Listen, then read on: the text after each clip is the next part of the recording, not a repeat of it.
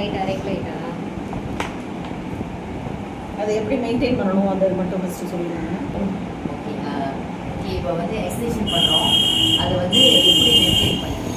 மெயின்டைனா நம்ம hair extension maintain எப்படி பண்ணுறதுன்னா நம்ம வந்து டிப்பாக தான் வந்து ஹேர் ஃபுல்லாக நம்ம வச்சுருப்போம். இந்த டிப்பை என்ன செய்யணும், சாதாரணமாக நம்ம குளிச்சுட்டு வரும்போதும் சரி, நம்ம ஃப்ரீ டைம்லேயும் சும்மா கையில் எடுத்து விட்டாலே போதும். நம்ம கையில் எடுத்து விட்டாலே நம்ம நல்லா மெயின்டைன் பண்ணுற மாதிரி தான்.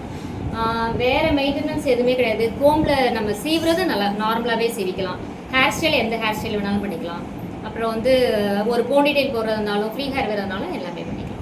சரி, இப்போ வந்து நான் வந்து ஹேரை வந்து டை பண்ணுவேன், என்னோட நார்மல் ஹேரை. இப்போ நீங்கள் எக்ஸ்டென்ஷன் கொடுக்குறீங்க, அந்த எக்ஸ்டென்ஷன் ஹேரையும் நான் டை பண்ணலாம்? எல்லாமே பண்ணலாம், எல்லாமே பண்ணலாம். அதாவது நம்ம கலரிங்கே பண்ணிக்கலாம். நம்ம கொடுக்குறது வந்து ஹேர் ஒரிஜினல் ஹியூமன் ஹேர் அப்படிங்கிறதுனால இதை வந்து நீங்கள் ஸ்ட்ரைட்னிங் பண்ணிக்கலாம், ஸ்மூத்தனிங் பண்ணிக்கலாம், டை பண்ணிக்கலாம்.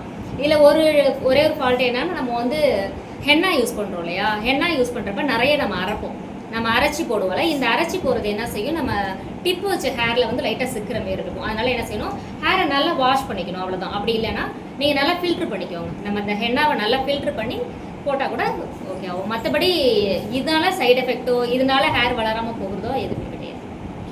இது எவ்வளோ நாள் தாக்கும்? இந்த எக்ஸ்டென்ஷன் வந்து எவ்வளோ நாள் வந்து hair extension permanent hair extension அப்படின்னாலே ஹேருக்கு மட்டும்தான் பெர்மனன்ட். ஹேர் வந்து லைஃப் லாங் இருக்கும். அது ஒரிஜினல் ஹேருங்கிறப்ப நம்மளுக்கு லைஃப் லாங் இருக்கும்.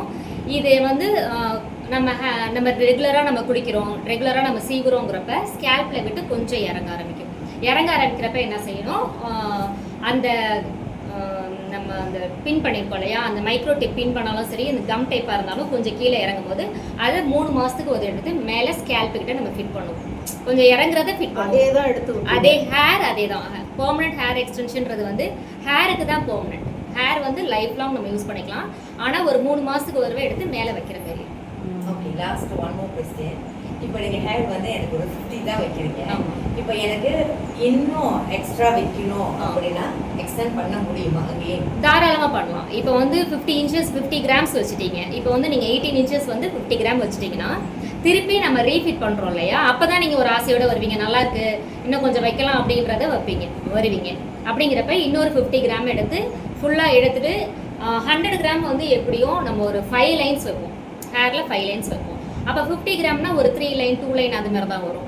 நம்ம அழகாக மேலே எடுத்து வச்சுட்டு 5 லைனை நம்ம திருப்பி ஃபிட் பண்ணிக்கலாம். ஒரு தலைக்கு வந்து 200 கிராம் வந்து நம்ம வைக்கலாம். அப்படிங்கிறப்ப 100 கிராம் வந்து ஒரு மீடியம் குவான்டிட்டியாக கிடைக்கும். 50 வந்து ரொம்ப லோவாக கிடைக்கும்.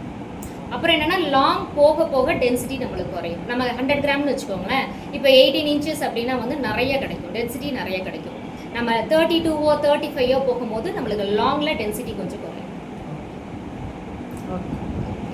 இதோட நான் கட் பண்ணிட்டேன். ஓகே, அடுத்தது வந்து நான் இந்த ஆங்கிள் எடுத்துக்கிறேன், பெரிய வீடியோவை எடுக்கிறோம்ல. போமா ஒரு